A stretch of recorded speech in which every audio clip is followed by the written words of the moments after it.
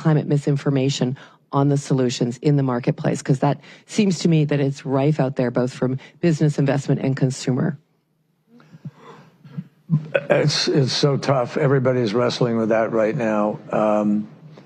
And I think the dislike of and anguish over social media is just growing and growing and growing.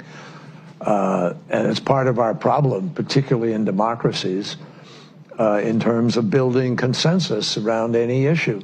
It's really hard to govern today. You can't, there's no, the referees we used to have to determine what's a fact and what isn't a fact are kind of, been eviscerated to a certain degree. And people go, and that people self-select where they go for their news or for their information. And then you just get into a vicious cycle.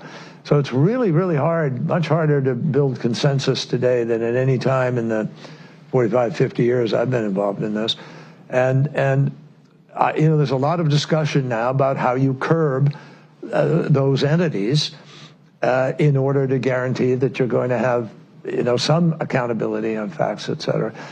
But look, if people go to only one source and the source they go to is sick and, has an agenda and they're putting out disinformation, our First Amendment stands as a major block to the ability to be able to just, hammer it out of existence. So what we need is to win the ground, win the right to govern by hopefully having, winning enough votes that you're free to be able to implement change.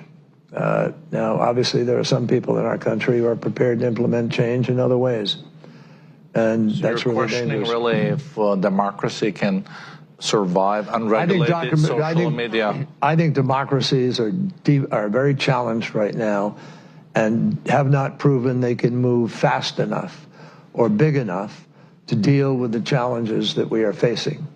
And to me, that is part of what this race, this election is all about. Will we break the fever in the United States? There are Americans who are engaged in this kind of propaganda, and whether they should be civilly or even in some cases criminally charged is something that would be a better deterrent.